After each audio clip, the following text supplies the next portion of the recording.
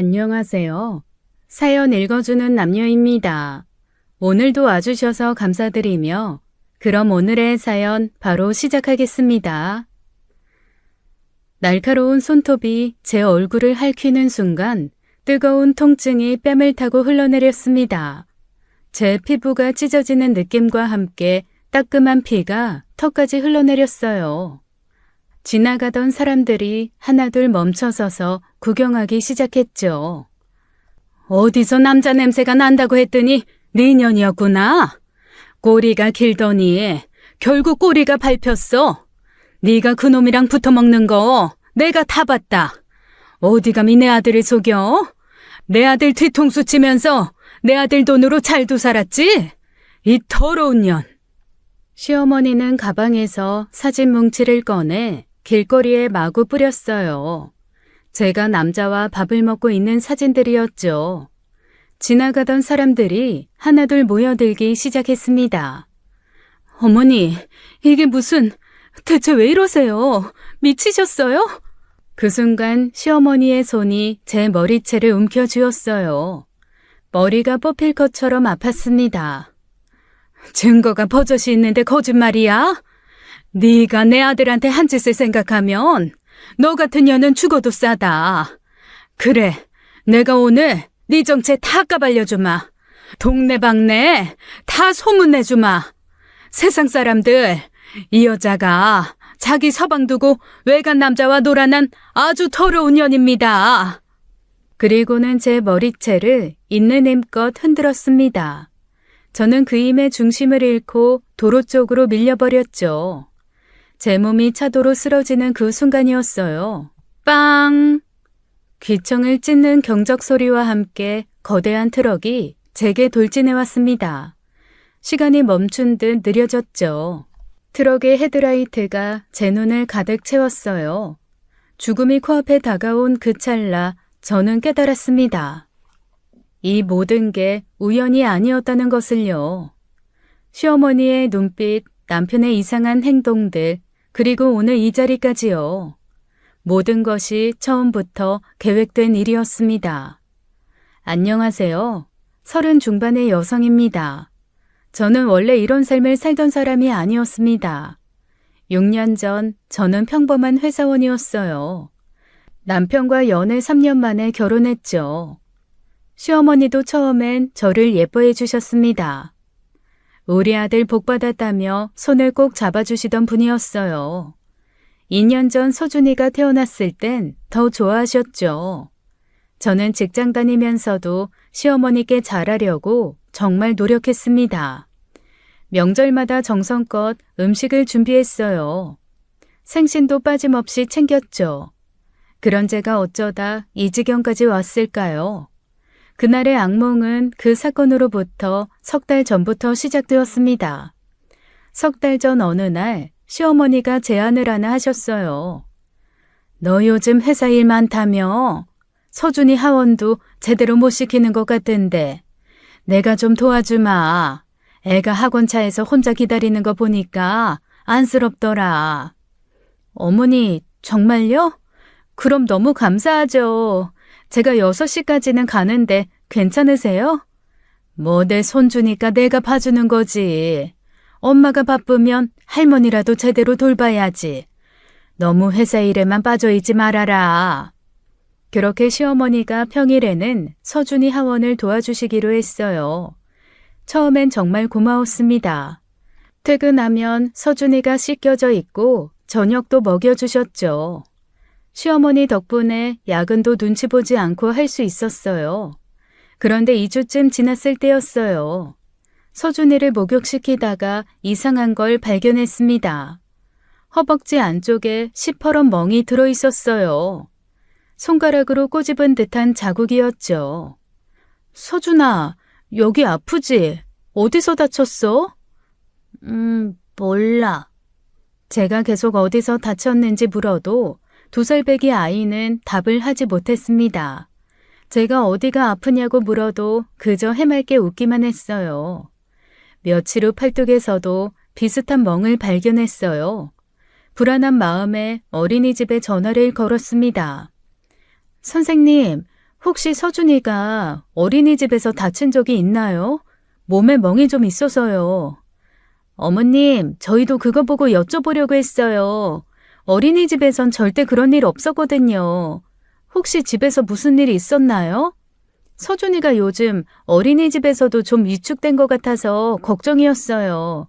친구들이 다가가면 움츠러들고 그래요. 선생님 말씀에 가슴이 철렁 내려앉았습니다. 어린이집 아니라면 대체 어디서 생긴 상처란 말인가요? 집에는 저와 남편 그리고 시어머니 뿐인데요. 그날 밤 저는 잠을 이룰 수 없었어요. 서준이 몸의 멍들이 자꾸만 눈앞에 아른거렸습니다. 대체 누가 왜 우리 아이를 이렇게 만든 걸까요? 불안과 분노가 뒤섞여 가슴이 미어졌습니다. 새벽 3시가 되도록 뜬 눈으로 천장만 바라보았어요. 옆에서 새근새근 잠든 서준이의 숨소리가 유독 작게 느껴졌죠. 그리고 얼마 후 저는 범인을 알 수 있었습니다. 주말 아침 서준이가 할머니 집에 가야 한다는 말에 갑자기 울음을 터뜨렸습니다. 평소와 달리 심하게 울며 제 다리를 꼭 붙잡았어요. 서준아, 왜 그래? 할머니 집 가기 싫어? 왜? 할미가 아야했어. 여기. 아이가 자기 허벅지를 가리키며 울먹였습니다. 그 순간 제 심장이 멈추는 것 같았어요. 설마 했던 의심이 확신으로 변하는 순간이었죠. 아이의 작은 몸에 난 멍들이 얼마나 아팠을지 생각하니 분노가 올라왔습니다. 저는 떨리는 손으로 남편에게 이 사실을 말했어요.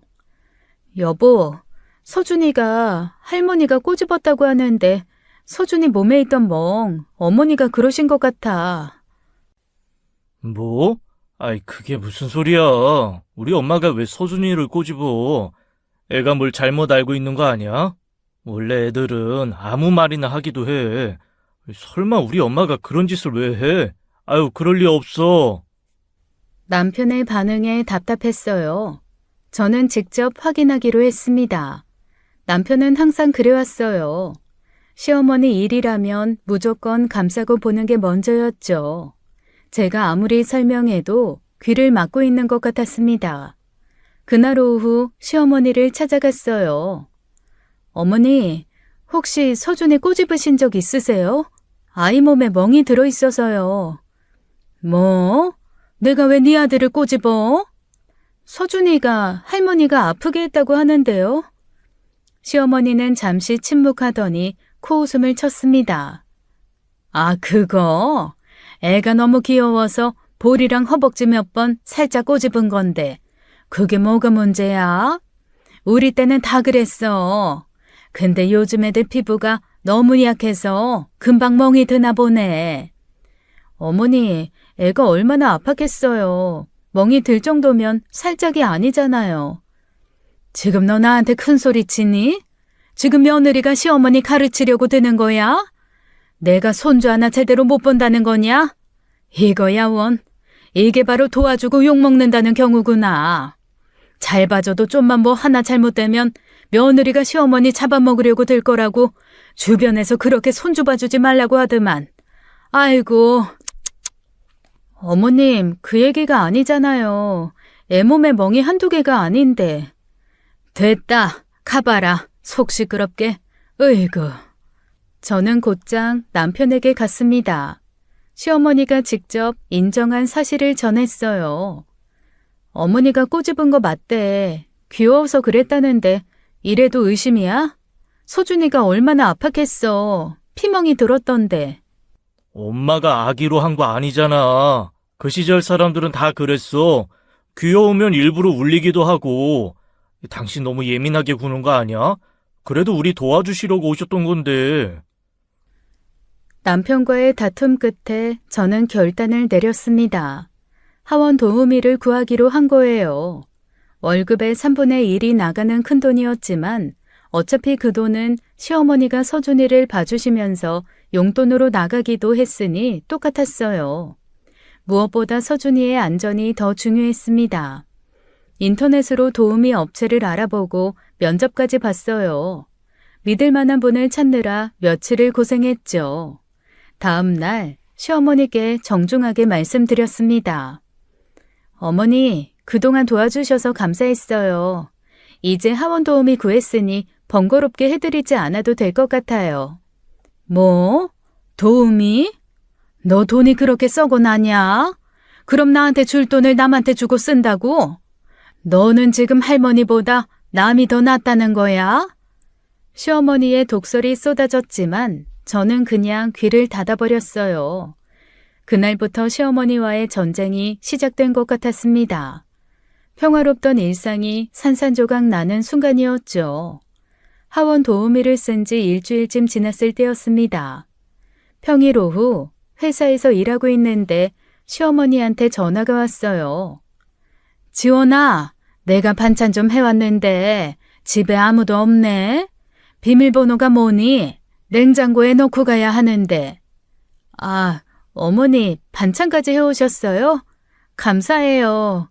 비밀번호는 120호예요. 그래, 알았다. 전화를 끊고 불안한 마음이 들었지만 반찬 넣고 가신다니 괜찮겠지 싶었어요. 그날 저녁 6시 퇴근해서 집에 들어선 순간 이상한 느낌이 들었습니다. 뭔가 집안 분위기가 달랐어요. 거실을 지나 안방으로 들어가는 순간 저는 경악했습니다. 제가 아끼던 명품 가방이 사라져 있었어요. 화장대 위의 화장품들은 뚜껑이 열려 있거나 부서져 있었습니다. 립스틱은 부러져 있고 로션병은 깨져서 방 안에 향이 진동했어요. 옷장을 열어보니 더 충격적이었습니다. 제가 아끼던 실크 블라우스와 원피스에 김치 국물이 잔뜩 묻어 있었어요. 마치 일부러 김치를 문지른 것처럼 보였죠.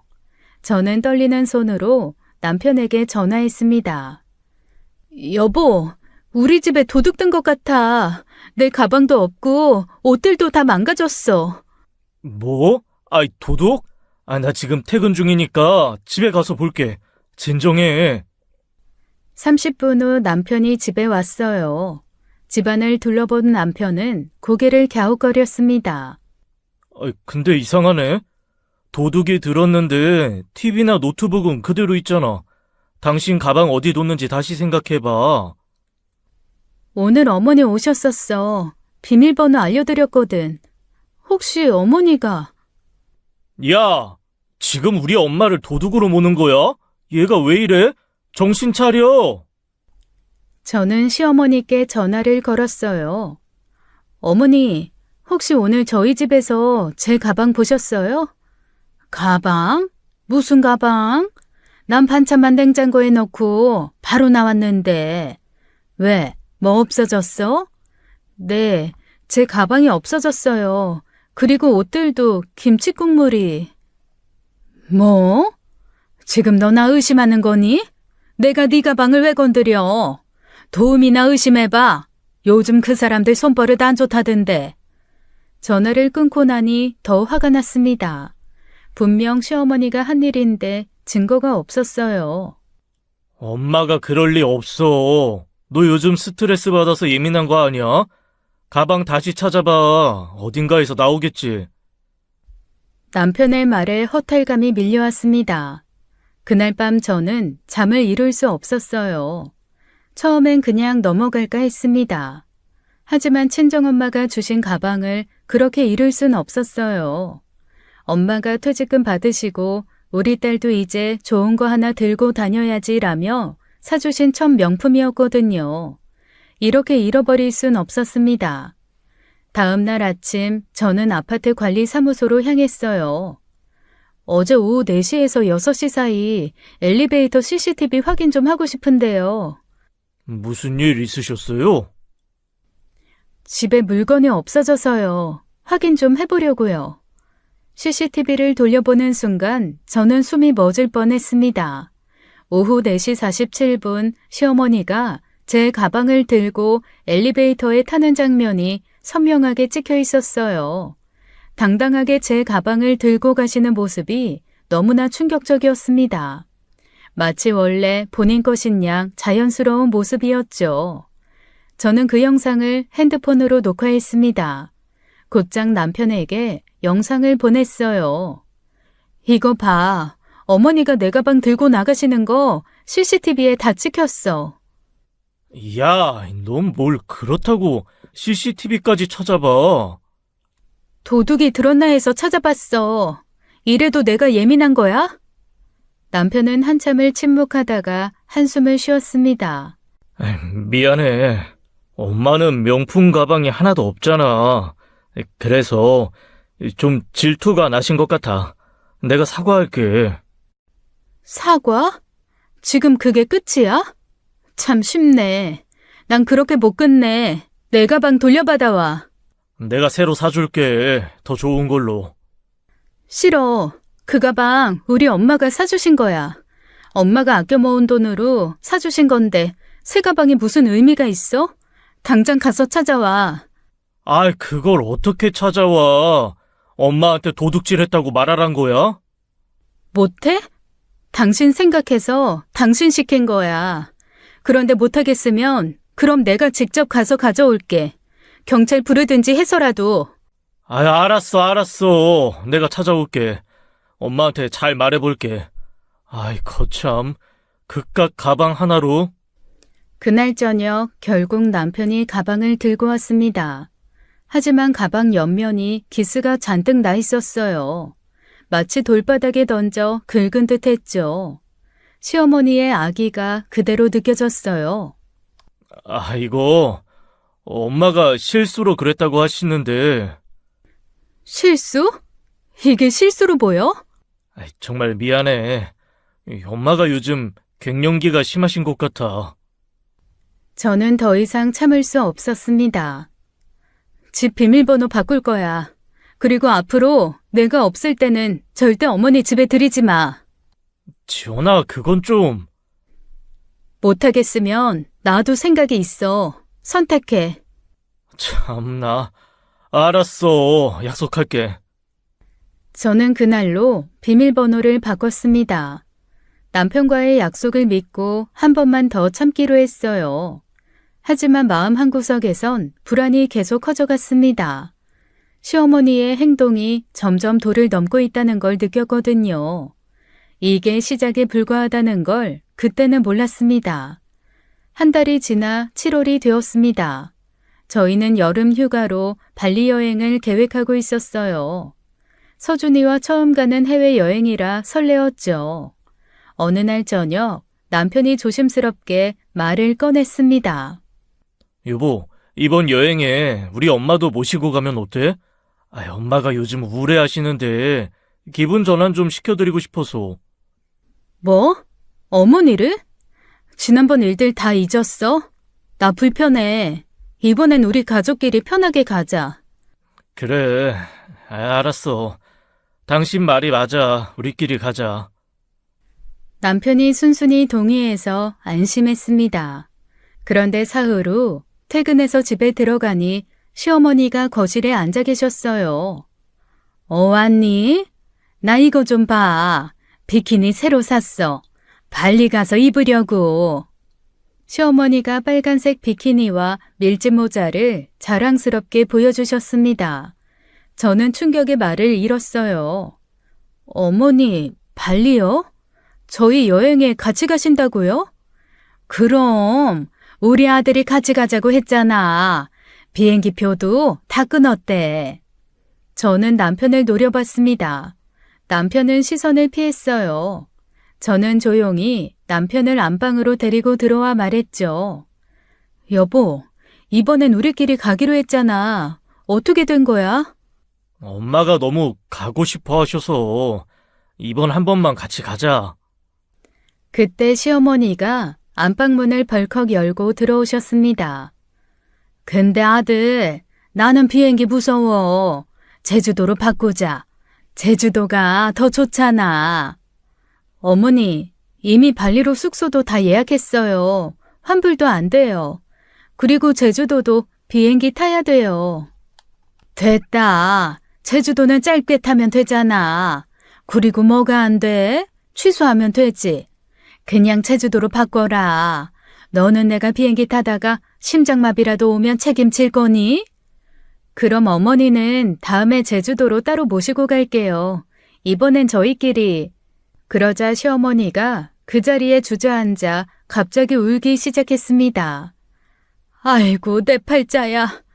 여보, 왜 그리 일찍 갔어? 며느리가 대놓고 시어머니를 이렇게 구박하는데 같이 가기 싫다고 대놓고 말하면 내가 뭐가 되는 거니? 차라리 죽어버려라. 이놈의 서러운 인생이 끝이 나지.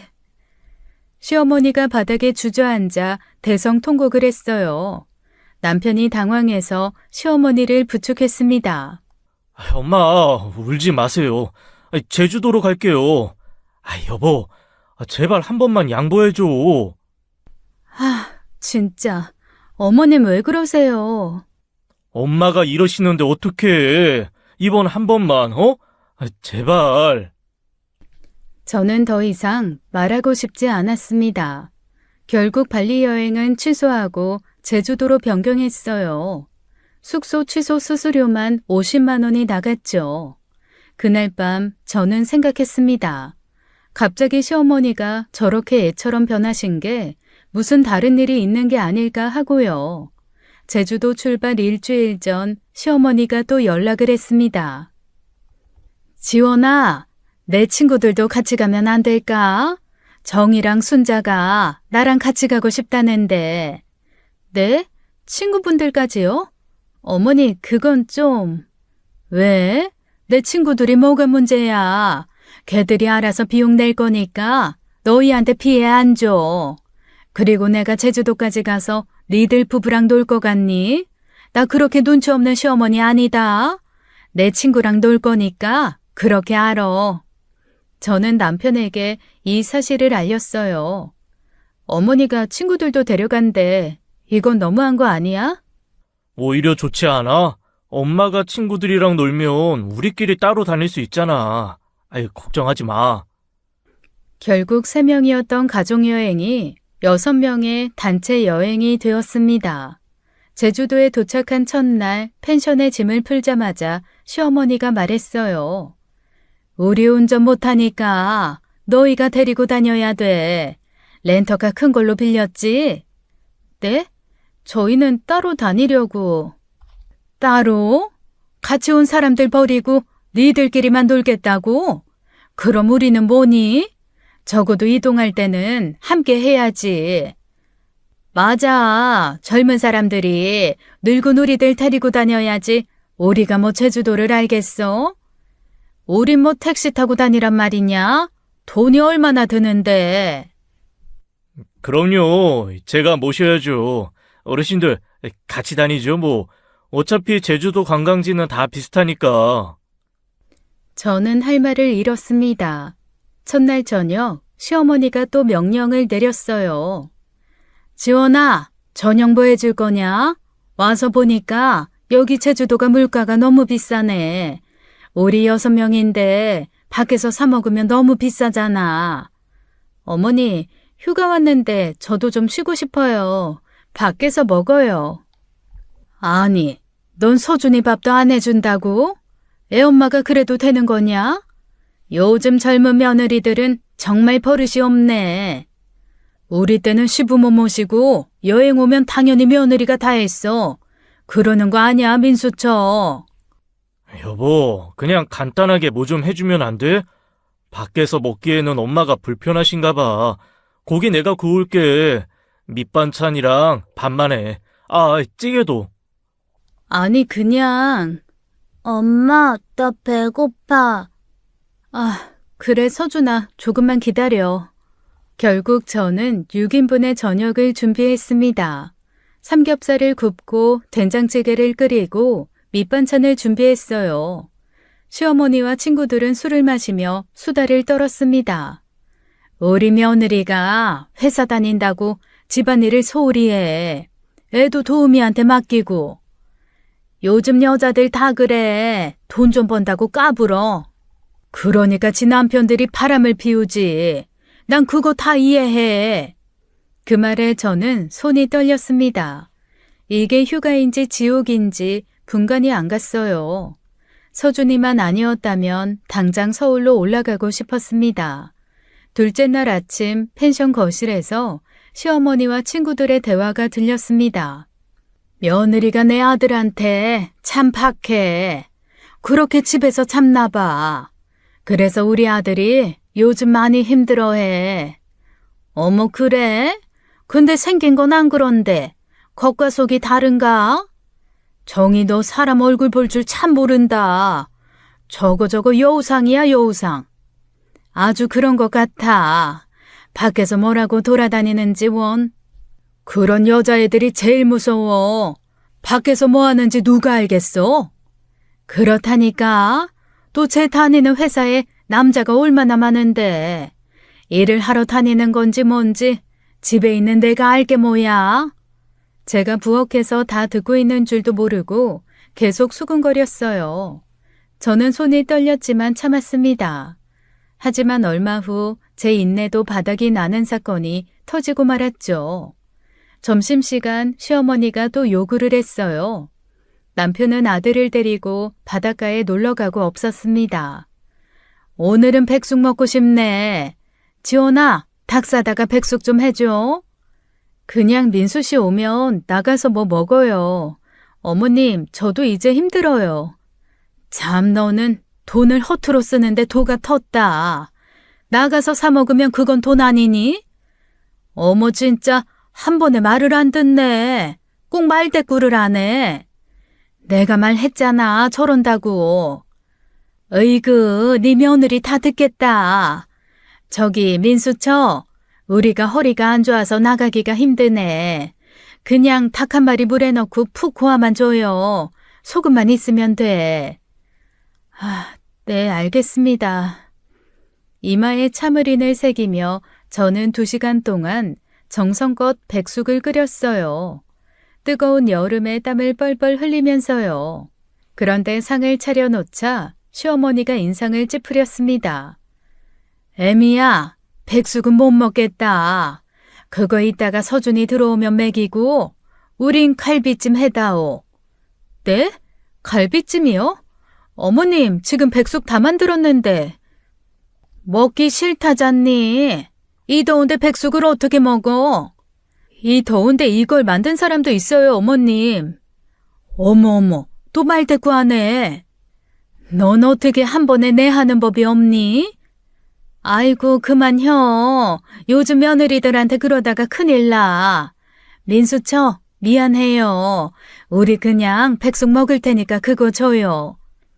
진짜 마지막 인내를 짜내서 다 만든 백숙을 차려드렸죠. 그런데 식사를 하면서 시어머니가 친구들과 나누는 대화에 결국 제 인내가 폭발한 거예요. 지원 씨는 참 남자들이 좋아하게 생겼네. 회사에서 인기 많죠? 그러게, 딱 남자 고시기 좋게 생겼어. 민수가 조심해야겠는데? 우리 아들이 너무 착해서 문제야. 여자 관리를 못해. 그 순간 저는 더 이상 참을 수 없었습니다.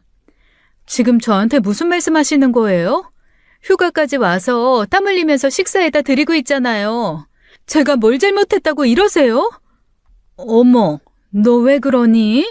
내가 친구들끼리 그냥 하는 얘기인데 우리 뭐 네 비위 맞추며 입 다물고 있어야 하니? 맞아, 민수처가 진짜 예민하네. 이거 찔리는 게 있는 거 아니야? 양심이 있으면 이 자리에서 승질 못 내지. 저건 양심도 없네, 없어. 됐습니다. 저는 더 이상 못하겠네요. 저는 자리에서 일어났습니다. 방에 가서 짐을 쌌어요. 그리고 바닷가로가 남편과 함께 있는 서준이를 안았습니다. 아니, 뭐해? 어디가? 서울 올라갈 거야. 넌 어머니랑 재밌게 놀다 와. 갑자기 왜 이래? 무슨 일 있었어? 네 엄마랑 친구들이 날 대체 뭘로 보는지 내가 진짜 못 참겠다. 궁금하면 네 엄마한테 물어봐. 난 노력 많이 했어. 근데 이제 더는 못 참아. 여보! 저는 서준이를 데리고 택시를 타고 공항으로 갔습니다. 그날 밤 비행기로 서울에 도착했어요. 핸드폰은 꺼버렸습니다.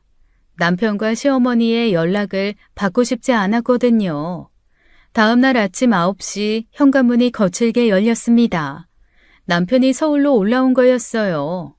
너 지금 이게 뭐 하는 짓이야? 어른들 앞에서 이게 무슨 버르장머리냐? 그리고 가버리면 내 입장은 뭐가 돼? 버르장머리? 네 엄마랑 친구들이 날 어떻게 취급했는지 다 듣고 이러니? 하인도 그렇게 부리지 않아.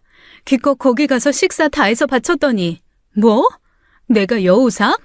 남자를 잘 꼬시게 생겨? 바람 피운다고 수근거리고.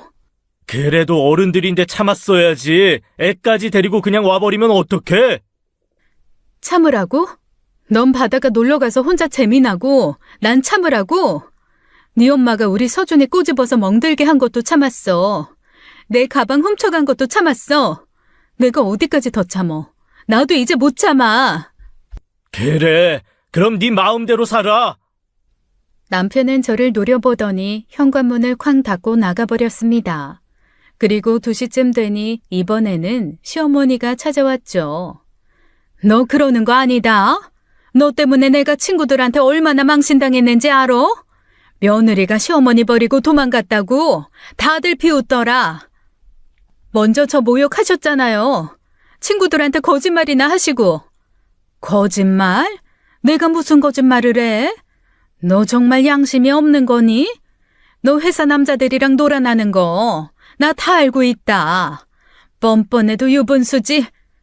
그건 또 무슨 소리예요? 저 회사 사람들과 공적인 관계만 유지해요. 입 닫아. 넌 서준이 엄마 자격도 없어. 어떻게 애 엄마가 바람이 나서는? 그러더니 화가 난 시어머니가 제 뺨을 때리려고 손을 올렸습니다. 저는 재빨리 그 손을 잡았죠. 어머니, 정말 미치신 거예요? 저는 시어머니를 밀치고 집을 나왔습니다. 아파트 앞에서 택시를 잡으려고 했어요. 친정으로 가려고 했죠. 그런데 시어머니가 따라 나왔습니다. 어디가? 이거나 봐. 이래도 뻔뻔하게 나올 테냐? 시어머니가 가방에서 사진들을 꺼내 길에 뿌렸습니다. 제가 회사 과장님과 점심을 먹는 사진이었습니다. 평범한 회사 점심 사진인데 마치 불륜 증거인 것처럼 흩뿌렸어요. 네가 이 남자랑 바람난 거 나 다 알고 있다. 바람난 주제 감히 나한테 대들어? 이런 싸가지 없는 년. 옛날이었으면 너 같은 년은 길에서 돌 맞았어. 그때 시어머니가 재빨리 제 머리채를 움켜쥐었습니다.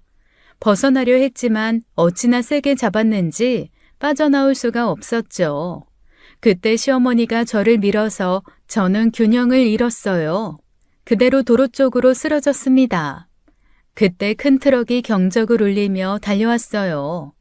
천만다행으로 불과 제 1m 앞에서 급정거를 했습니다. 조금만 늦었으면 저는 정말 이 세상 사람이 아니었을 겁니다. 미쳤어요? 사람을 차도로 밀면 어떻게 해요? 저는 그 순간 깨달았습니다. 이 모든 게 우연이 아니라는 것을요. 저는 몸을 일으켜 시어머니를 노려봤습니다. 더 이상 참을 이유가 없었어요. 짝! 제 손이 시어머니의 뺨을 때렸습니다. 시어머니가 충격을 받은 듯 비틀거렸어요. 네가 감히!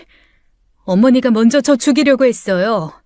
이 일 이대로 끝날 거라 생각하지 마세요. 저 절대 그냥 못 넘어가요. 저는 곧장 어린이집으로 갔습니다. 서준이를 데리고 친정으로 향했어요. 친정 부모님은 제 모습을 보고 깜짝 놀라셨습니다. 지원아, 너 얼굴이 왜 이래? 무슨 일 있었어? 엄마, 그게... 저는 친정 부모님에게 그동안 있었던 일, 오늘 있었던 일 모두 다 말했어요. 친정 부모님이 대노하셨어요. 그날 저녁 아버지가 남편을 불렀습니다. 안 싸더니 내 딸을 폭행했다고? 이게 뭔가? 제대로 설명해봐. 설명은 무슨 설명을 해? 자네 진짜 실망했네. 이럴 거면 갈라서 내가 좋게 화해하고 끝내라고 할 줄 알았나? 죄송합니다, 아버님, 어머님. 정말 죄송합니다. 죄송. 지원이가 죽을 뻔했는데 지금 이게 죄송으로 끝날 일이야? 됐고, 갈라서. 나 더는 자네 집에 내 딸 못 보내. 무서워서 못 보내. 남편은 고개를 숙였습니다.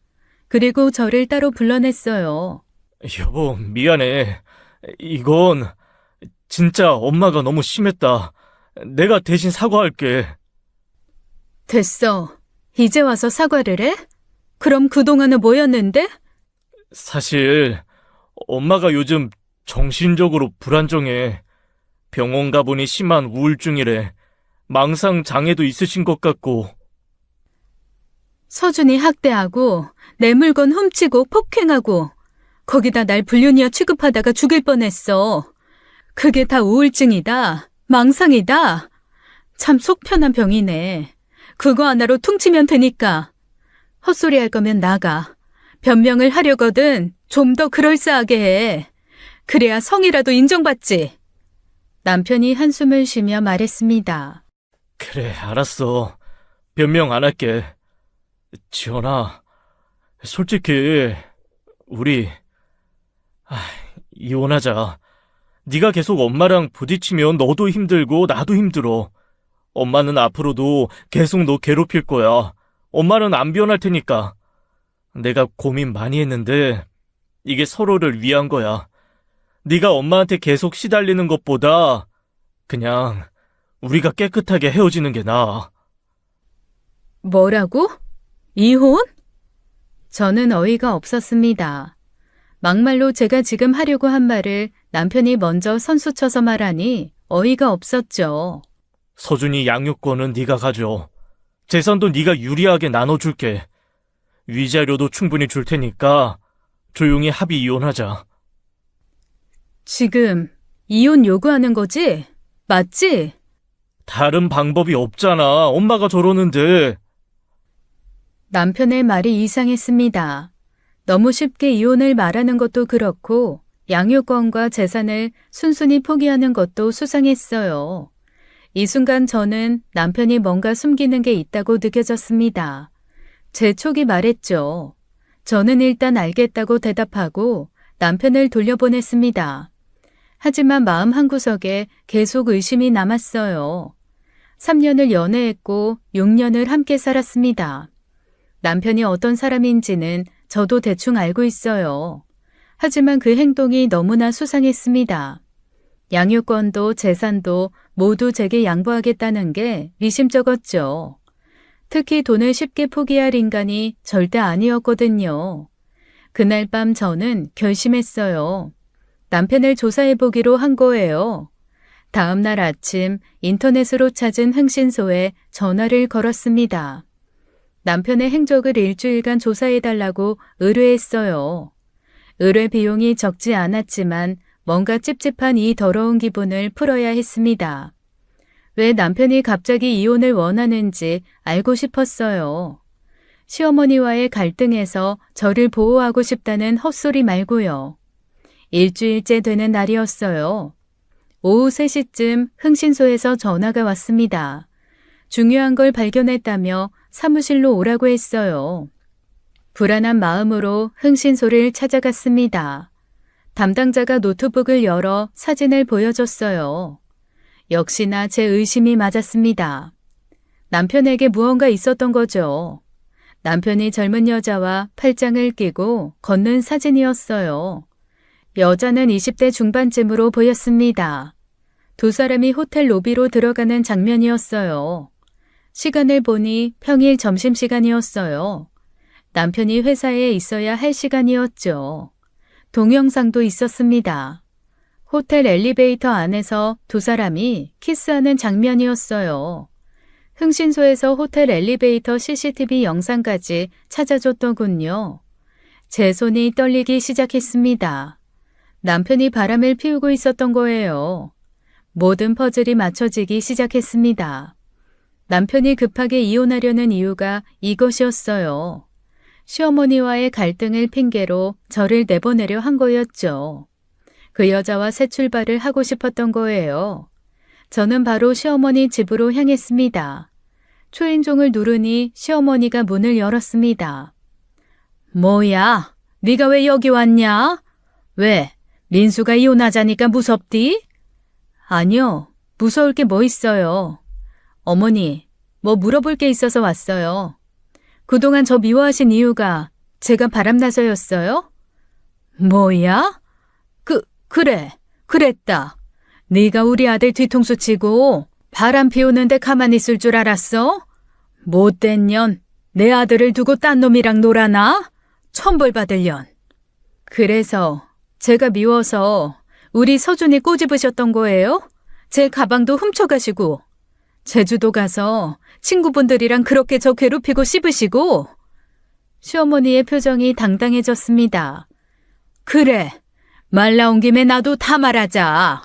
너 이혼할 때 꼭 서준이 친자검사해라. 민수 아들 아니면 양육비? 그거 한 푼도 못 주니까.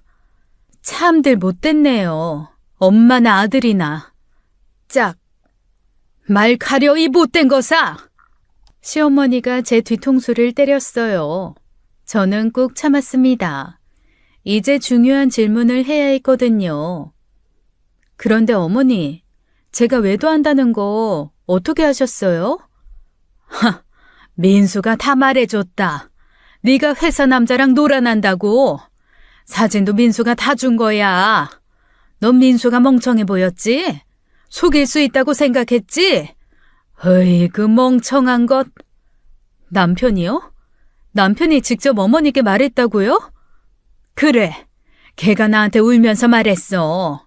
엄마한테만 말하고 너한테는 비밀로 해달라고 부탁하더라. 으이그 착해 빠진 놈. 근데 나는 열불이 나서 못 참겠더라고. 내 아들이 불쌍해서. 짝. 그 순간 시어머니가 또 제 머리를 때리려 했습니다. 하지만 이번엔 제가 그 손을 잡았죠. 저는 침착하게 가방에서 핸드폰을 꺼냈어요. 화면에는 녹음 중이라는 표시가 선명했습니다. 어머니, 지금까지 하신 말씀 다 녹음됐어요. 뭐? 이거 너 이걸 왜 녹음해? 시어머니가 핸드폰을 뺏으려고 했지만 저는 피했습니다. 아동학대, 절도, 폭행, 명예훼손, 모독죄까지 소장 받을 준비하세요. 네가 감히. 그리고 어머니, 하나만 더 말씀드릴게요. 지금부터 일어나는 모든 일은 오직 어머니 아들 때문이에요.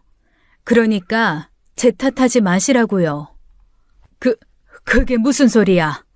야, 너 무슨 말이야? 어머님 아들이 거짓말한 거예요. 어머니한테. 저 외도한 적은 단 한 번도 없어요. 아시겠어요? 어머님 아들이 왜 거짓말을 했을까요? 왜 그랬는지는 곧 알게 해드릴게요. 저는 돌아서서 나왔습니다. 시어머니가 뒤에서 소리쳤지만 무시했어요. 차에 올라타는 제 뒷모습을 시어머니는 멍하니 바라봤습니다. 저는 시원하게 엑셀을 밟았어요. 이제 본격적인 복수가 시작될 차례였습니다. 녹음 파일을 들어보니 완벽했어요. 시어머니의 자백이 모두 담겨 있었죠. 서울로 올라온 저는 곧장 경찰서로 향했습니다. 시어머니를 정식으로 고소하기 위해서였어요. 녹음 파일과 CCTV 영상, 서준이 몸의 멍사진까지 모든 증거를 제출했습니다. 아동학대, 명예훼손, 폭행, 절도, 주거침입, 모욕죄로 고소장을 접수했죠. 경찰관도 증거를 보고는 심각하게 받아들였습니다. 이틀 후 남편이 친정으로 찾아왔어요. 얼굴이 불그락 푸르락한 게 화가 많이 난 모양이었어요. 친정 부모님께는 미리 말씀드려서 자리를 비워달라고 부탁했습니다. 이제 남편과 제대로 마주할 시간이었어요. 너희 지금 정신이 있어? 우리 엄마를 왜 고소한 거야? 왜긴 법적으로 처벌받을 짓을 했으니까지. 그래도 가족인데 이렇게까지 해야 했어? 그저 실수였잖아. 저는 차분하게 남편을 바라봤습니다. 가족? 네가 뒤에서 어머니 조종한 거 다 알아. 뭐? 무슨 소리야? 네가 어머니한테 내가 외도한다고 거짓말했잖아. 사진도 네가 줬고. 남편의 얼굴이 창백해졌습니다. 그게... 어머니가 다 말하셨어. 대단한 모성이더라. 나 그거 다 녹음도 했어. 네가 나 쫓아내려고 어머님 이용한 거잖아. 아니야? 아니야, 무슨 헛소리를... 헛소리? 네가 어머니한테 거짓말해서 우리 서준이 학대당했어. 나도 죽을 뻔했고. 저는 일어서며 말했습니다. 이제부터 너한테 지옥을 보여줄게. 법적으로, 사회적으로 완전히 끝난다는 게 뭔지 직접 느껴. 지원아, 야, 우리 일 키우지 말고! 네가 시작한 일이야. 네가 키웠고. 그러니까 끝까지 책임져. 남편은 무릎을 꿇으려 했지만 저는 돌아섰습니다. 아, 그리고 나 이혼 소송도 바로 시작할 거야. 네가 그렇게 원하던 이혼 이제 해야지. 근데 네가 원하는 방식 말고 내가 원하는 방식으로. 네가 아동학대 방조하고 가정폭력 교사한 것까지 모두 제출할 거야. 지원아! 남편의 표정이 더욱 굳어졌습니다. 불안해하는 눈빛이었어요. 손을 떨며 현관문 손잡이를 잡는 모습이 보였습니다. 저는 뒤돌아보지 않고 방을 나왔죠. 이혼 소송이 시작되었습니다. 법정은 숨막히는 긴장감으로 가득했어요.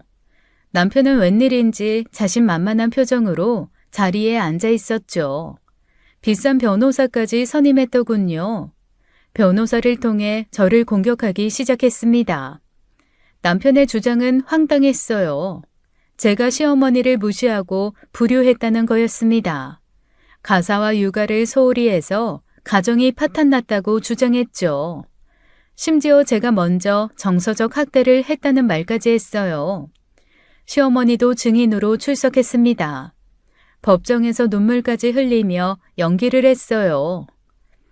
며느리가 절 무시하고 욕했어요. 손주도 제대로 못 키우면서 제 탓만 했습니다. 이 늙은 제가 직접 아들 집 가서 손주를 키웠습니다. 그러다가 제가 늙어서 실수로 손주를 다치게 했더니 저를 아동 학대범으로 신고를 했더군요. 네, 맞습니다. 제가 손주를 다치게 했으니 제가 나쁜 할미죠. 하지만 제 아들은 죄가 없습니다. 저만 처벌해 주십시오. 남편은 시어머니의 증언에 맞춰 고개를 끄덕였습니다. 마치 자신들이 피해자인 것처럼 연기했죠. 판사님도 시어머니의 눈물에 잠시 동요하는 듯 했어요. 참 연기도 잘하더군요. 이제 제 차례였습니다. 저는 침착하게 일어섰어요. 가방에서 서류 봉투를 꺼냈습니다.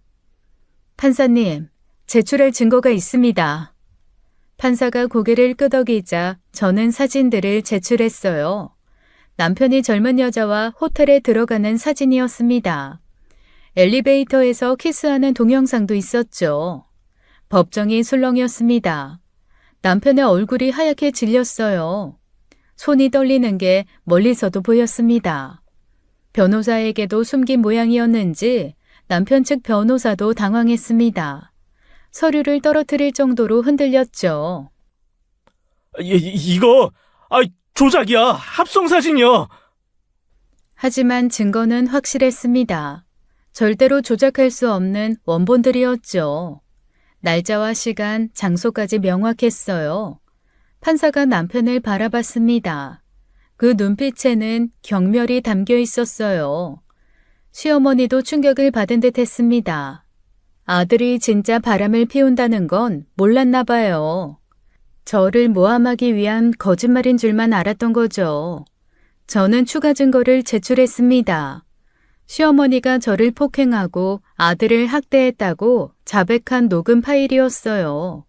남편이 시어머니를 조종했다는 내용도 들어있었죠. 법정 분위기가 완전히 뒤집혔습니다. 남편은 더 이상 할 말이 없는지 고개를 숙였어요. 남편의 거짓말과 음모가 모두 드러났죠. 유책 배우자가 확실해진 순간이었습니다. 법정에서 돌아온 그날 밤 저는 컴퓨터 앞에 앉았습니다. 이제 사회적 응징을 시작할 차례였어요. 손이 떨렸지만 망설임은 없었습니다. 그동안 당한 모욕과 고통을 생각하면 이 정도는 당연한 거였어요. 남편 회사 사내 익명 게시판에 글을 하나 남겼습니다. 제목은 땡땡부 최민수 과장의 진짜 얼굴이었죠. 남편의 불륜 사실과 시어머니를 이용해 저를 모함한 일을 상세히 적었어요. 아들에 대한 학대를 방조한 것도 빠뜨리지 않았죠. 증거사진 일부도 첨부했습니다. 게시글은 순식간에 조회수가 폭발했어요. 댓글도 수십 개가 달렸죠. 이런 사람이랑 같이 일했다니 충격이네요. 인면수심, 부인이 불쌍하다 같은 댓글들이 쏟아졌습니다. 회사 사람들의 충격이 그대로 전해졌습니다. 남편이 회사에서 쌓아온 이미지가 한순간에 무너지는 거였어요. 다음은 시댁 친척들이었어요. 카톡으로 단체 메시지를 보냈습니다. 큰아버지, 작은아버지, 고모, 사촌들까지 모두에게요. 남편의 불륜 증거와 법정 기록을 첨부했죠. 남편 친구들에게도 똑같이 보냈습니다. 대학 동창, 군대 동기, 회사 동료들까지요. 남편이 그동안 제 욕을 어떻게 했을지 뻔했거든요. 아마 자기는 착한 남편인데 아내가 문제라고 했겠죠. 진실을 알려줄 필요가 있었어요. 그리고 상간녀 소송도 시작했습니다. 이수진이라는 여자였어요. 남편 회사 거래처 직원이었어요. 처음엔 그녀도 피해자인가 싶었지만 조사해보니 아니었어요. 남편이 유부남인 걸 알면서도 1년째 만났더군요. 심지어 제 SNS를 몰래 염탐하기도 했다는 걸 알았습니다. 5천만 원 손해배상을 청구했어요. 이틀 후 남편이 친정으로 찾아왔어요. 얼굴이 벌겋게 상기되어 있었습니다. 너 미쳤어?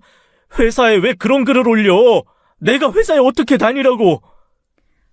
네가 한 일에 대한 대가야. 당연한 거 아니야? 내가 뭘 했어? 지옥을 보여준다고 했지? 내가 너 명예훼손으로 고소할 거야. 너도 가만 안 둬. 그래, 고소해. 네가 나 명예훼손으로 고소하면 더 재밌어지겠네. 아참, 그리고 그 상간녀한테도 같이 명예훼손 고소에 참여하라고 해. 뭐? 네가 나한테 명예훼손 소송 걸 거면 이수진한테도 참여하라고 하라고. 그년 회사랑 가족, 친구들한테도 다 알릴 거니까.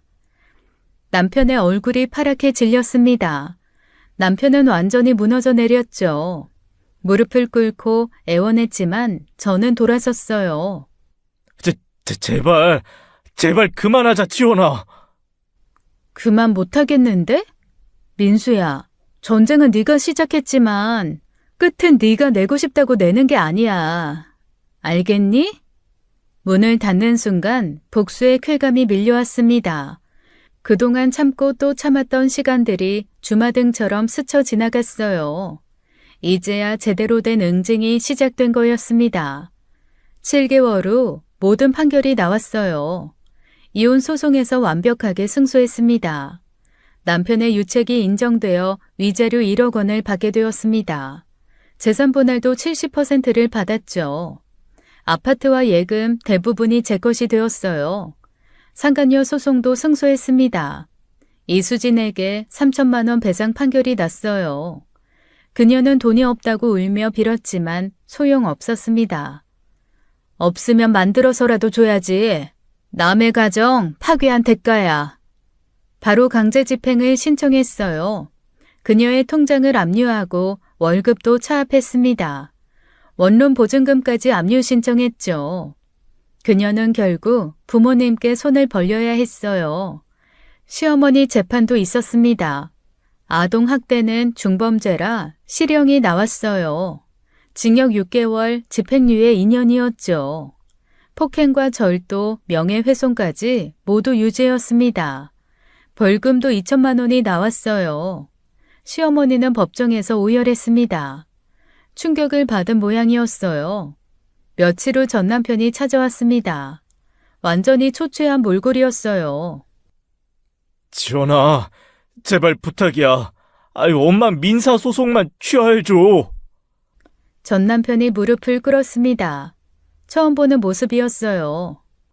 내가 모든 잘못 인정할게. 평생 죄인으로 살게. 엄마만 살려줘. 왜 내가 그래야 해? 엄마가 죽을 것 같아. 매일 울기만 해. 제발 한 번만 용서해줘. 내가 대신 벌 받을게. 뭐든 할게. 저는 차갑게 웃었습니다. 모르겠어? 지금 너도 벌 받고 있는 거야. 이렇게. 지원아. 네가 만든 지옥이야. 네가 책임져. 저는 돌아섰습니다. 전 남편의 울부짖음이 뒤에서 들렸지만 멈추지 않았어요. 완벽한 승리였습니다. 그들이 저에게 준 고통을 모두 되갚아준 거예요. 그 후 소식을 전해 들었습니다. 전 남편은 회사에서 완전히 해고되었어요. 불륜과 회사 자금 유용까지 드러나 업계에서도 매장당했다고 하더군요. 이수진도 수치심을 견디지 못하고 회사를 그만뒀다고 했습니다. 전 남편과 이수진의 관계도 끝이 났어요. 서로 책임을 떠넘기며 싸웠다고 합니다. 이수진은 전 남편이 속였다며 분노했고 전 남편은 이수진 때문에 모든 걸 잃었다고 원망했대요. 결국 둘은 추하게 헤어졌습니다.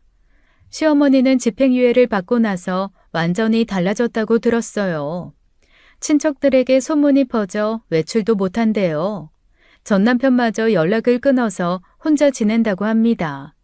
저는 서준이와 함께 새 출발을 했어요. 양육권을 완전히 받아 안심이 되었어요. 새로운 동네로 이사했죠. 조용하고 평화로운 곳이었습니다. 서준이도 많이 밝아졌어요. 더 이상 무서워하지 않고 잘 웃습니다. 새 어린이집에서 친구들과도 잘 지내고 있어요. 저도 회사에 복직했습니다. 동료들이 많이 응원해 주었어요. 이제는 야근 걱정 없이 정시 퇴근합니다. 서준이와 보내는 시간이 가장 소중하거든요. 가끔 지난 일들이 악몽처럼 떠오르기도 해요. 하지만 이제는 괜찮습니다. 그 지옥 같던 시간을 견뎌냈으니까요. 친정 부모님도 자주 찾아오십니다. 서준이를 정말 예뻐하시죠? 이제야 진짜 가족의 따뜻함을 느낍니다. 새로운 삶이 시작되었어요. 더 이상 누구의 며느리도 아내도 아닌 그저 저 자신과 엄마로서의 삶이요. 그리고 그 삶이 너무나 평화롭고 행복합니다. 지금까지 사연 읽어주는 남녀였습니다. 끝까지 시청해주신 여러분 감사드리며 저희는 다음 사연으로 돌아올게요. 감사합니다.